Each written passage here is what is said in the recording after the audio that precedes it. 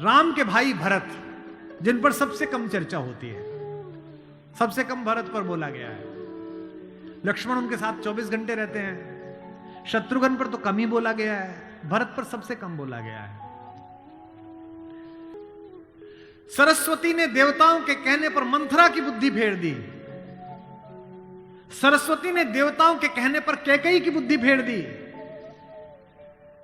लेकिन जब भरत ने कहा कि मैं भैया को वापस लेने जा रहा हूं, तो देवताओं में खलबली मच गई। बोले यार अभी तो गया है ये, और इसको लेने ही चल दिया, और राम भावुक भी है, इसके प्रेम में वापस ना आ जाएं। तो देवताओं ने सरस्वती को कहा कि तुम जरा बात कर दो। तो क्या कहती है सरस्वती? देवताओं से कहती है कि 1000 आंखें होने के बाद भी जिसको सुमेरु ना दिखता हो, तुम मूर्ख हो क्या? मोसो कहत भरत मति फेरी, मुझसे कहते हो भरत की मति फेर दूं? दुनिया में किसी की भी बुद्धि भ्रष्ट कर सकती हूं, भरत की बुद्धि भ्रष्ट नहीं होती मेरे करने से।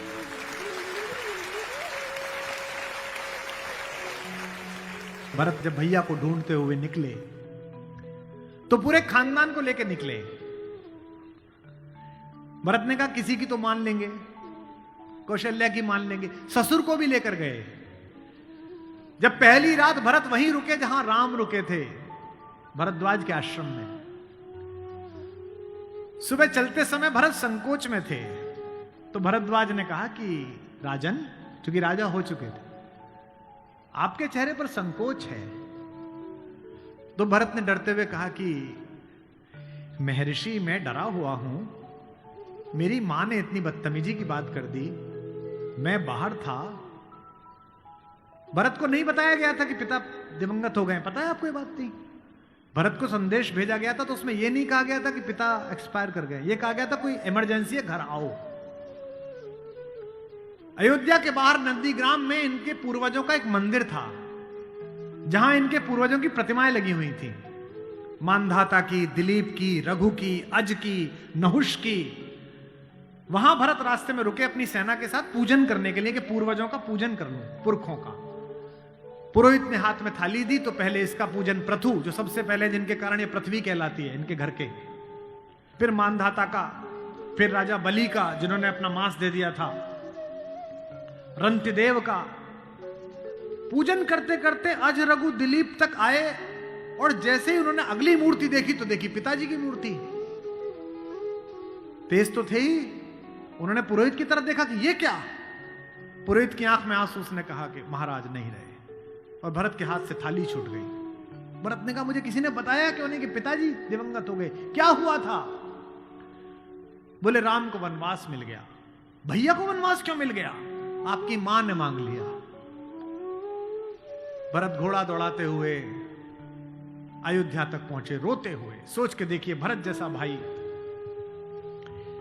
भ्रातृत्व में राम किसी का उदाहरण नहीं देते, लक्ष्मण का भी नहीं देते। जब हनुमान को गले लगाते हैं तो ये नहीं कहते कि तुम लक्ष्मण जैसे भैया हो मेरे, तुम मोहि प्रिय ही भरत संभाई।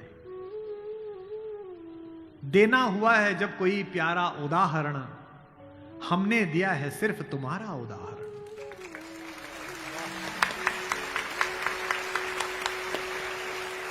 तो भरद्वाज से भरत ने पूछा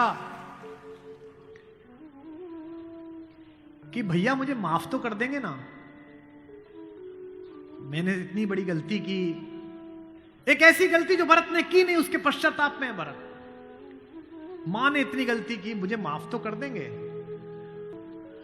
भरद्वाज ने कहा हे राजन, मुझे पता नहीं कि तुम्हारे बड़े भाई तुम्हें कितना प्रेम करते हैं या नहीं, लेकिन जब वो यहां से जा रहे थे और सुबह के समय उन्होंने गंगा पार करने के लिए पुरोहित को बुलाकर स्वस्ति वाचन का मंत्र किया, तो बड़े खुश थे, प्रसन्न थे कि मैं वनवास पे जा रहा हूं, चेहरे पे मुस्कुराहट थी।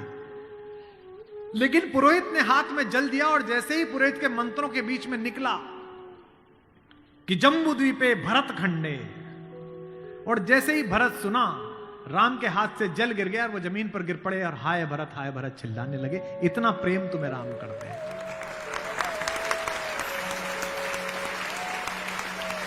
राम करुणा से भरे हुए, इसीलिए करुणा निधि है। इसीलिए कहता हूं कि इस कहानी से पॉलिटिक्स सीखिए, इस कहानी से स्ट्रेटेजी सीखिए, इस कहानी से ह्यूमन वैल्यूज सीखिए, फैमिली वैल्यूज सीखिए। और जो राजनीति में लोग काम करते हैं उनसे भी अनुरोध है कि सदा जनता की भावनाएं ही सत्य नहीं होती। इस देश का पहला लोकतंत्र का मानक गढ़ा राम ने, जिसने कहा कि जनता ही सदैव सत्य नहीं है, नीति सत्य है। मैं इसको सिद्ध करके बताऊंगा अब आपको। जब राम जंगल गए तो सब दुखी थे, सब परेशान थे, हर आदमी उन्हें लौटाना चाहता था। अगर राम उसी दिन लौट आते तो सब खुश हो जाते, लेकिन राम ने जनमत का सम्मान नहीं किया, नीति का सम्मान किया। जब पहली बार चित्रकूट पहुंचे तो वन देवी उनका स्वागत करने के लिए आई। वन देवी ने पूछा कि आप मेरे यहां विश्राम करने आए हैं, मैं आपके लिए क्या कर सकती हूं। तो राम ने क्या मांगा होगा सोचो। राम ने कहा कि हे वन देवी, बाकी सब ठीक है, निभा लेंगे, पर्णकुटी बना लेंगे, फल फूल खा लेंगे, जिस रास्ते से मैं आया हूं उसके कांटे हटा देना। वन देवी ने कहा कि आप तो आ चुके, अब कांटे हटाऊं ना हटाऊं इससे क्या। राम ने जो उत्तर दिया वो आपकी आंख भिगोने के लिए काफी है। राम ने कहा कि मेरी तो कोई दिक्कत नहीं है, मेरे पैर में कांटे लग गए, पर मुझे ढूंढता ढूंढता मेरा भाई भरत इसी रास्ते से आएगा, उसको कांटे नहीं चुभने चाहिए, कांटे हटा दे।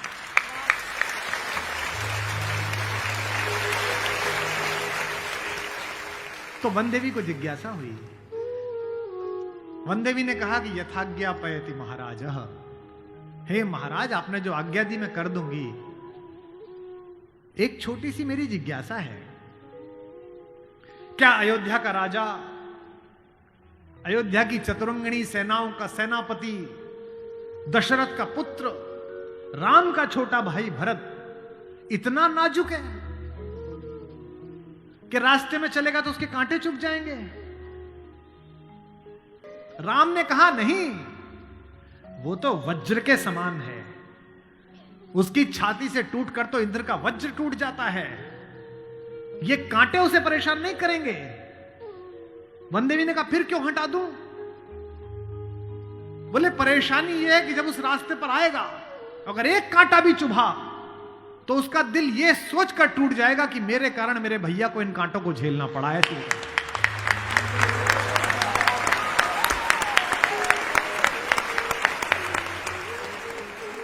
बिना चप्पलों के भरत चले, और जब चले तो भाई मृदु भूमि सकुच मन मन ही, भूमि भी संकोच से भर गई।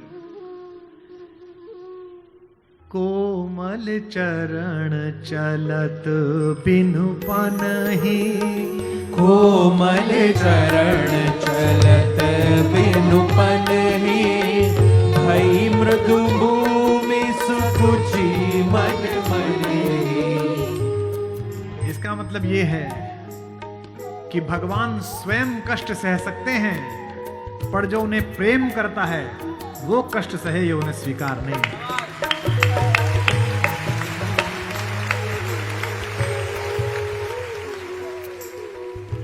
चित्रकूट में रात्रि का समय है, चांदनी खिली हुई है, चंद्रमा निकला हुआ है। ये वो पल था जहां से राम की कहानी पलट सकती थी। अगर दशरथ के अंधेरे कक्ष का एक निर्णय राम को इस जंगल तक लाया है मित्रों, तो आज इस पूर्णमासी के चांद के नीचे का राम का एक निर्णय राम को वापस अयोध्या ले जा सकता है या लंका ले जा सकता है। ये वो रात थी। मुझसे कोई पूछता है कि राम कथा की सबसे महत्वपूर्ण रात्रि कौन सी है, जिस दिन लक्ष्मण को मूर्छा आई वो भी महत्वपूर्ण नहीं थी, क्योंकि पता था कि बच जाएंगे। जिस दिन सीता का अपहरण हुआ वो रात्रि भी महत्वपूर्ण नहीं थी। यही रात महत्वपूर्ण थी, यही रात अंतिम, यही रात भारी, जिसमें भरत, शत्रुघ्न, तीनों माताएं, गुरु वशिष्ठ, ससुर साहब, सास, सब आए हैं कि बस राम लौट चलो। तदनंतर बैठी सभा उटज के आगे, नीले वितान के तले दीप बहु जागे। टकटकी लगाए नयन सुरों के थे वे, सब देख रहे थे। परिणाम उत्सुक उन भया तुरों के थे वे, वह चंद्रलोक था कहां चांदनी वैसी। प्रभु बोले गिरा गंभीर गूढ़ निधि जैसी। जब सबने खाना खा लिया, सबने पानी पी लिया, तब भगवान ने सबको बिठाकर पूछा। क्या सवाल पहला? भरत जैसे आदमी से, हे भरत भद्र अब कहो अभीप्सित अपना। इतनी दूर चल के आए हो, बताओ क्या चाहिए।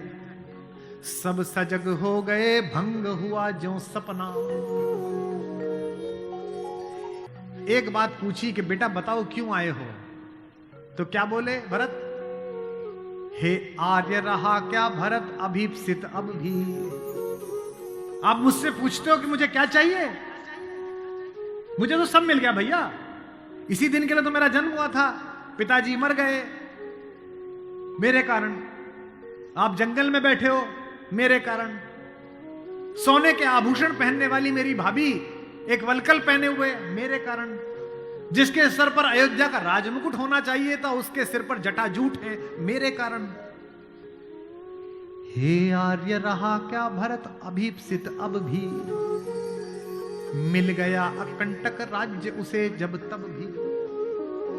पाया तुमने तरुतले अरण्य बसेरा, रह गया अभीप्सित शेष तदपि क्या मेरा। और मैं इसलिए भरत पर फिदा हूं कि भरत इतिहास का अकेला पात्र है जिसकी गलती नहीं है फिर भी प्रायश्चित कर रहा है।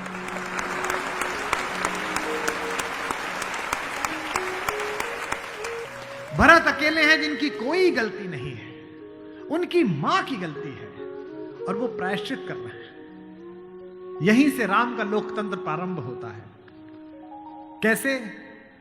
पूरी अयोध्या सोचती है कि कैकेयी अपराधिन है। राम उस रात 2 काम करते हैं। भरत को लोकतंत्र का मंत्र देते हैं और कैकेयी को स्वीकार करके क्षमा का मंत्र देते हैं। उन्हें पता था कि अगर भरत लौट भी जाएगा तो जीवन भर मां से बात नहीं करेगा, पूरी अयोध्या इनके नाम पर नाराज रहेगी। इसलिए जब तीनों माएं पहुंची हैं, प्रथम राम भेंटी कैकेयी। राम ऐसे थोड़ी है कि हायरार्की नहीं जानते हो कि पहले अपनी बड़ी मां का प्रणाम करें, फिर सुमित्रा का प्रणाम करें, फिर कैकेयी का प्रणाम करें। उनको पता था कि कैकेयी के बारे में लोगों के मन में अच्छी धारणा नहीं है। अगर देश के प्रधानमंत्री या आपके प्रदेश की मुख्यमंत्री किसी ऐसे व्यक्ति को मिल लें जिसके बारे में आपकी अच्छी धारणा न बन रही हो, तो आपकी धारणा बदलती है कि प्रधानमंत्री मिले थे, मुख्यमंत्री मिली थी, इसका मतलब अच्छा है। अगर ऐसे व्यक्ति की प्रशंसा कर दें, वो तो राम है। उनको पता है कि कैकेयी की मनोदशा कैसी है। और कैकेयी खुद कहती भी है, कहती है बेटे मुझसे जो अपराध हुआ है वो किसी से नहीं हुआ है। कहते आते थे अभी सभी नरदेही, माता न कुमाता पुत्र को पुत्र भले ही। पर हाय आज यह सुने विरुद्ध विधाता, है पुत्र पुत्र ही बनी कुमाता माता। क्या कहती हैं? युग युग तक चलती रहे कठोर कहानी, थी रघुकुल में भी एक अभागिन रानी। थूके मुझ पर त्रैलोक्य भले ही थूके, जो कोई कह सके कहे क्यों चूके।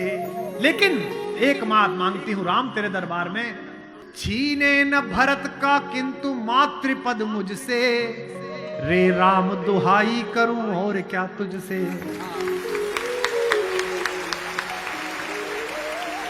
सोचिए कैसा क्षण है, अपने ही बेटे को मांग रही है राम से। कैकेयी अपने बेटे के लिए कह रही है कि राम तू सबको सब देता है बेटा, मुझे सिर्फ इतना दे दे, मुझे रानी मत रहने दे, जंगल में रख ले, भरत की मां बनी रहूं बस। इसी के लिए तो सब किया था। राम ने क्या कहा? हे अम्ब, ओ मेरी मां, हे अम्ब तुम्हारा राम जानता है सब। इस कारण वह कुछ खेद मानता है कब। फिर राम को याद दिलाया। कैकेयी ने कहा, बेटा तुझे याद है तू आधी रात उठ के भाग जाता था मेरा सपना देख के। कौशल्या से कहता कि मां मैंने छोटी मां का सपना देखा है, मुझे छोटी मां के पास छोड़ के आओ। और तुझे गोदी में लेके कौशल्या मेरा दरवाजा खटखटाती थी, अरे ओ कोयल, ये तेरा कोयल का बच्चा जाग गया और रो रहा है तेरे लिए। होने पर बहुधा अर्धरात्रि अंधेरी, होने पर बहुधा अर्धरात्रि अंधेरी, जी जी आकर करती पुकार थी मेरी। लो कुहुकुनी, ओ कोयल, लो कुहुकुनी तेरा कुहुक राम यह जागा। लो कुहुकुनी अपना कुहुक राम यह जागा। निज मंझली मां का स्वप्न देख उठ भागा। होने पर बहुधा अर्धरात्रि अंधेरी,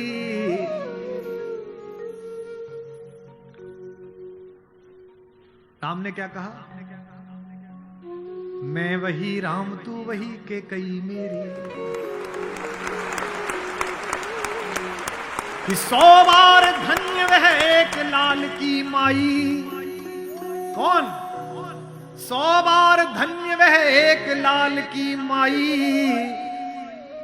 जिस जननी है जना भरत सा भाई।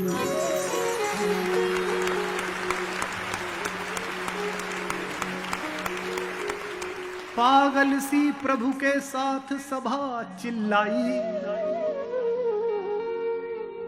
100 बार धन्य वह एक लाल की माई। 100 बार धन्य वह एक लाल की माई। 100 बार धन्य। कौशल्या से लेकर जनक तक सबका बहुमत राम को लौटाने का था, लेकिन राम नीति के साथ रहे, जनमत की उपेक्षा नहीं है। भरत जैसा भाई पाना, लक्ष्मण जैसा भाई पाना, कैसे कैसे चरित्र हैं भाई। एक भरत की पत्नी है मांडवी, उनका जिक्र नहीं होता। एक हमारी मां और है उर्मिला, उसका जिक्र नहीं होता।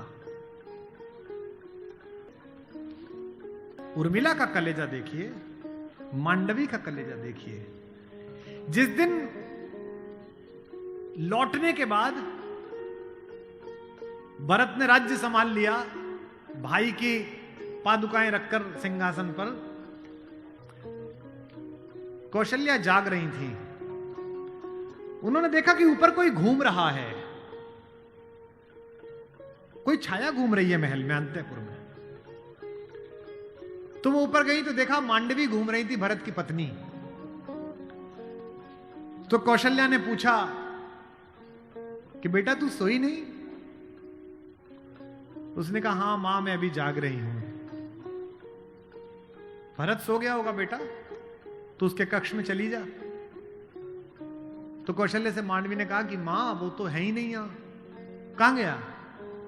बोले उन्होंने कहा कि भैया जब तक जमीन पे सोएंगे, भैया जब तक जंगल में रहेंगे, मैं महल में नहीं रहूंगा।